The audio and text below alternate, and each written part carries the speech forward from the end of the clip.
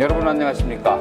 세종 SMS 기자협회가 공동으로 주최한 지자체 장과의 만남의 시간에서는 지난달 초 새로 출범한 지자체장들은 과연 어떠한 정책으로 지자체를 이끌어 나갈 것이며 현재 안고 있는 지자체들의 현안 문제들을 어떻게 해결할 것인가에 대해서 알아보도록 하겠습니다. 오늘은 그 첫 번째 순서로 시정 4기를 맞이한 세종특별자치시 최민호 시장과 함께하는 시간을 마련했습니다. 최 시장님 안녕하십니까? 안녕하세요. 바쁘신데 오늘 시간 내주셔서 감사합니다. 아이고 감사합니다. 그 많은 정치 평론가들, 유권자들이 예상을 민주당이 할 것으로 했거든요. 그런데 그 아성을 뒤집고 이렇게 세종시장에 당선된 것을 먼저 축하를 드립니다. 고맙습니다. 먼저 시장께서 시민들께 한번 인사 한번 좀 부탁드리겠습니다. 안녕하세요, 세종시민 여러분. 제4대 세종특별자치시장 최민호입니다.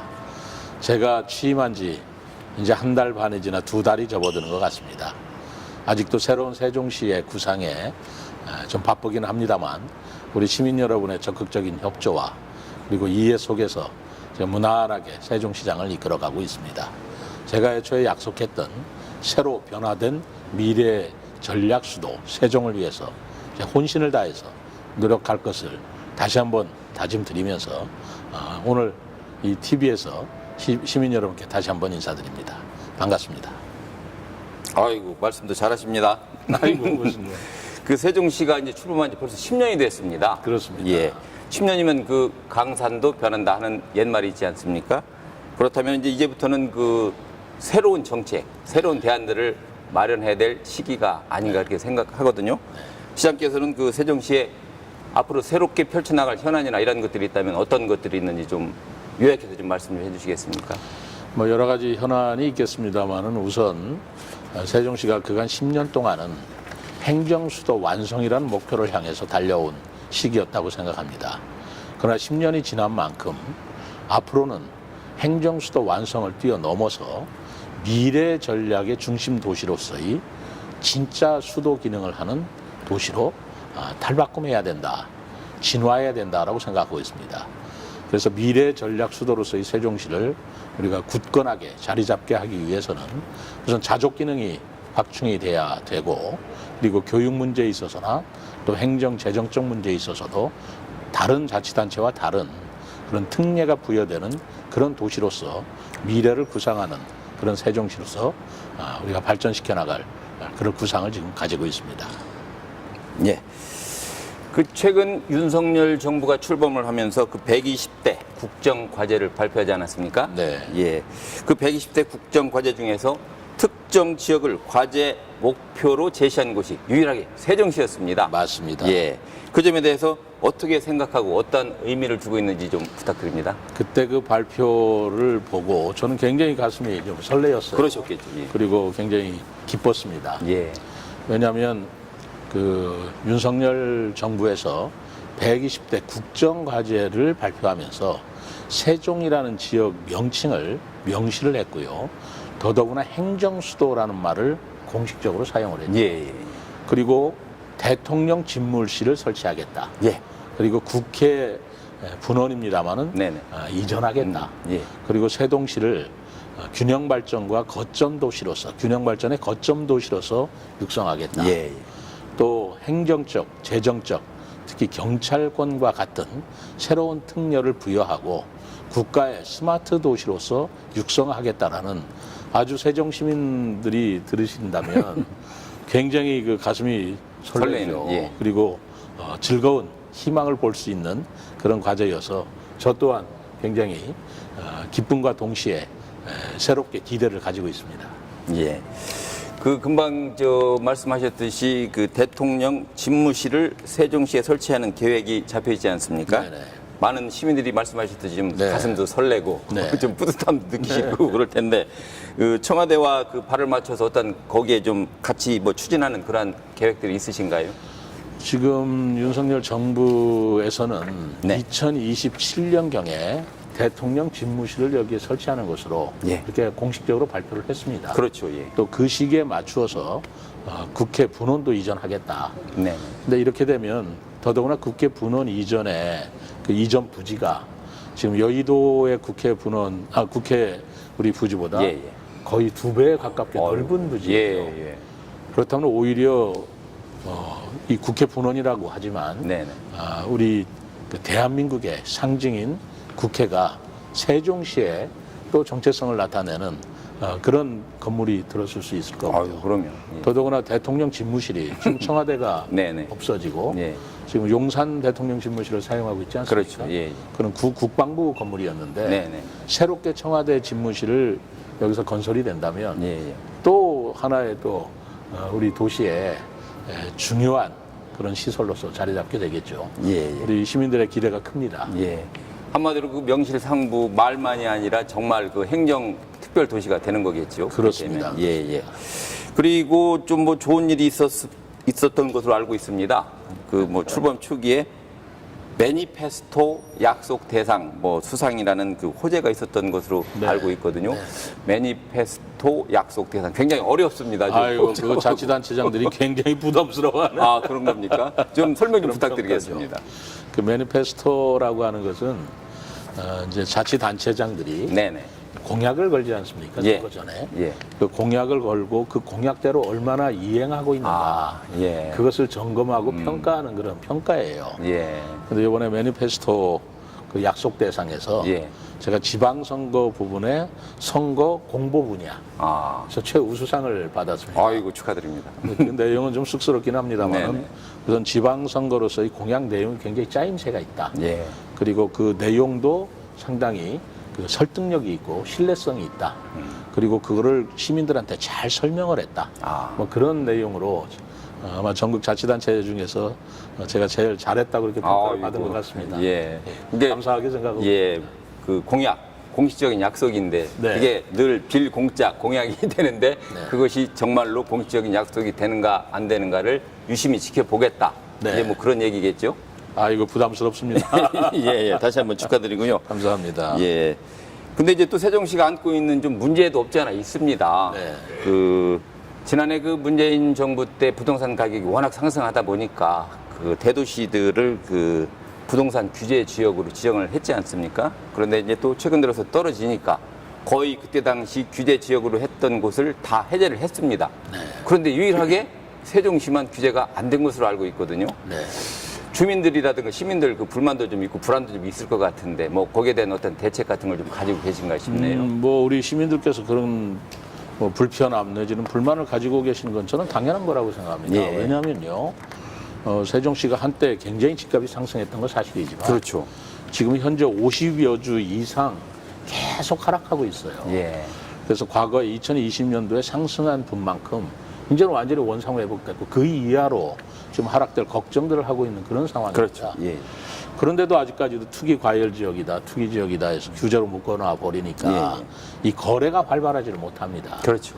근데 그 거래가 활발하지 못한 이유 중에 다른 것들은 그 투기 규제 지역, 삼중 규제에 완화시킬 조건을 다 충족을 했는데 아, 이 청약 경쟁률이 5대1 이상으로 높다라는 이유 때문에 이 규제가 완화되지 못하고 있는 것이에요. 뭐니 거기 그런데 왜 5대1 이상으로 여기가 청약 경쟁률이 높냐? 그럼 너무나 당연하게도 세종시는 지역 주민들이 청약하는 거 말고 예. 전 국민들이 다 청약을 할 수 있도록 돼 있습니다. 전국적 호재가 있으니까. 예, 그러면 세종시에 아파트가 나오면 예. 전 국민이 다 청약을 할 수 있도록 터놓으니까 당연히 경쟁률이 높을 수밖에 없고 제가 생각할 때는 이런 상황이라면 5대1로 떨어질 가능성이 아주 적죠. 그렇다면 이 삼중 규제에서 풀어날 길이 없는 건데 제가 국토부에 지난번에도 이 건의를 했고요. 이번에 다시 건의를 하려고 합니다. 예. 그래서 세종 시민들한테 청약 말하자면 비율을 지금 현재는 60%까지밖에 안 주고 있는데 그걸 80%까지 올려달라. 그리고 또한 삼중 규제도 예. 좀 완화시켜달라고 지속적으로 좀 건의를 하고 있는 상태입니다. 예.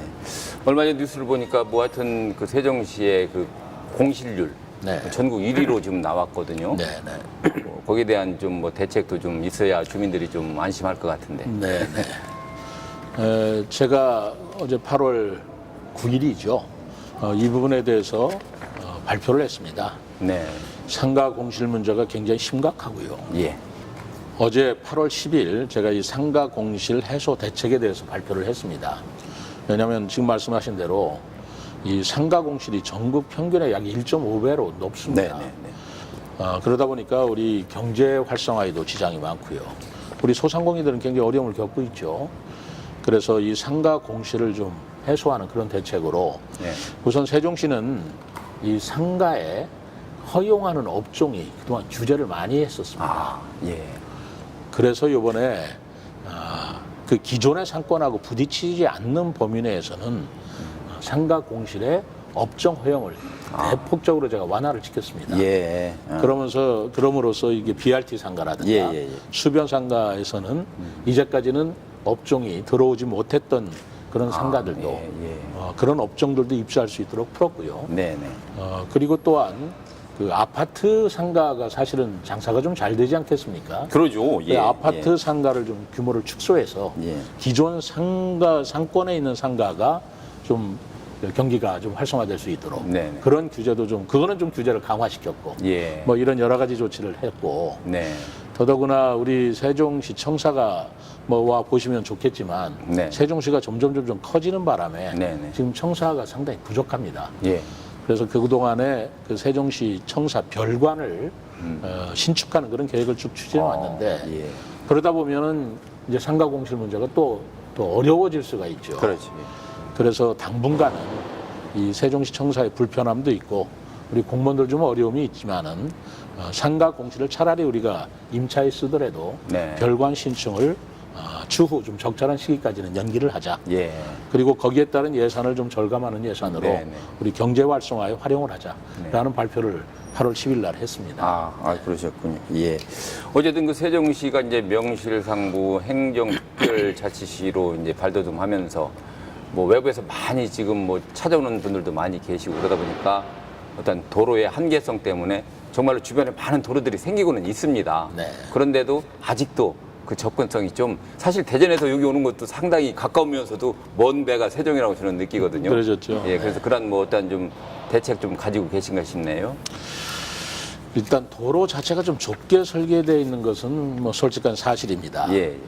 그렇지만 도로를 지금 넓힐 수는 없고 대중교통 수단을 활용하는 것보다 대체로 자가용을 이용하는 분들이 많으세요. 그렇죠. 예. 그래서 자가용 이용을 좀 자제하고 네. 대중교통 위주의 어떤 교통 편의를 보는 그런 방안을 획기적으로 좀 마련을 해야 되는데 저는 그걸 시내버스 요금을 무료화하는 방안을 검토하겠다. 예. 이렇게 했습니다만 대단히 획기적이고 도전적인 과제입니다만 그러네요. 그렇게 해서라도 좀 교통 예. 문제를 해소하고요. 예.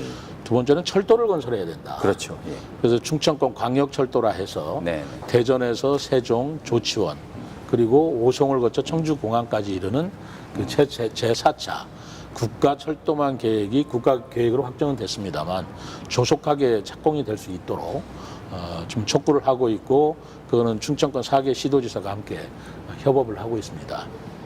동시에 우리 세종시는 안타깝게도 이 행정수도임에도 불구하고 KTX 역사가 없습니다. 맞습니다. 물론 오송역이 있다고 하지만 뭐 그것이 뭐 충청북도 아니죠. 관내에 있는 것이기 때문에 네. 세종 시민들은 정부 청사에 가까운 세종시 KTX 역사 설치하기를 굉장히 바라고 있습니다. 그렇죠. 예. 저도 이 세종역을 꼭 설치해야 된다라고 생각을 가지고 있고 세종역을 설치하는데 좀 시간이 걸린다면 지금 현재 조치원역에 KTX가 다니고 있는데 그렇죠. 다니고 있는 KTX라도 정차 좀 해달라. 네. 그래서 둘 중에 뭐 하나라도 KTX 역사가 우리 KTX가 다니는 그런 교통 편의를 우리 시민들이 좀 누리게 하는 게 좋겠다. 예. 그래서 열심히 지금 국토부하고 협의를 하고 있습니다. 예. 뭐 참 좋은 말씀 많이 들었습니다. 어느덧 뭐 좋은 말씀 듣다 보니까 시간이 좀 된 것 같은데 그 시장께서는 뭐 제가 알기로는 누누이 경제시장, 문화시장으로 나는 좀 모든 그 세종 시민들에게 각인이 됐으면 싶다 하는 말씀을 자주 하셨거든요. 그래서 그 어차피 이제 임기가 끝나는 4년 뒤면 민선 8기가 마무리되는 뭐 그런 시기 아니겠습니까? 예. 세종 시민들이 어떠한 시장으로 우리 시장님을 기억하고 할 수 있을까? 거기에 대해서 좀 말씀해 주시죠.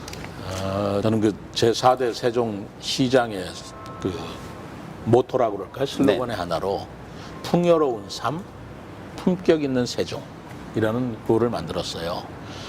우선은 우리가 인간 생활을 할 때 경제적인 풍요가 일차적으로 중요합니다. 그렇죠. 뭐 풍요 속에서 우리가 여유도 생기는 거 아니겠습니까? 네, 네.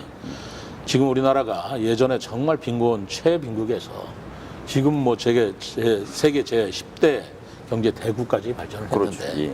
그렇지만 아직도 요즘에 경제 문제가 굉장히 어렵죠.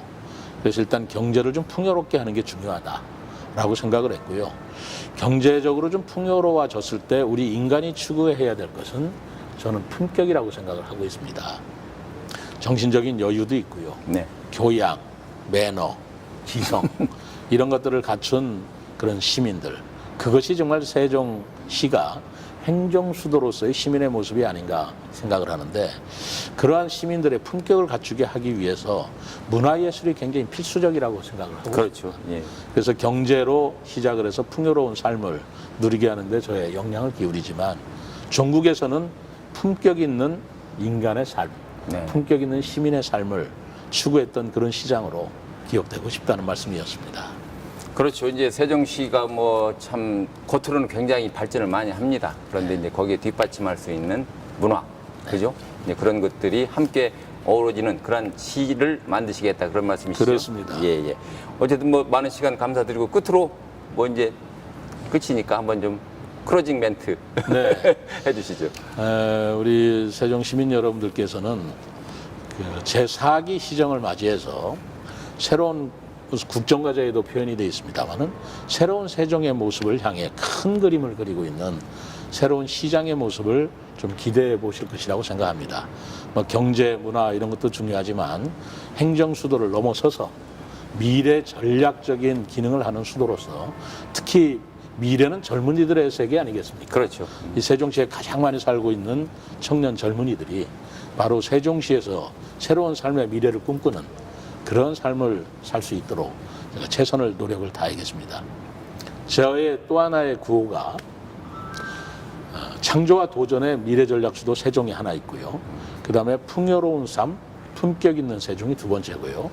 바로 그런 미래를 꿈꾸는 젊은이들을 위해서 세종이 미래다라는 구호를 제가 제창하고 네. 있습니다. 아, 멋있습니다. 많이 기대해 주시기를 바랍니다. 세종이 미래다. 아이고, 괜찮습니다. 감사합니다. 예. 하여튼 오늘 바쁘신 와중에 이렇게 시간 내셔서 고맙습니다. 고맙습니다. 예.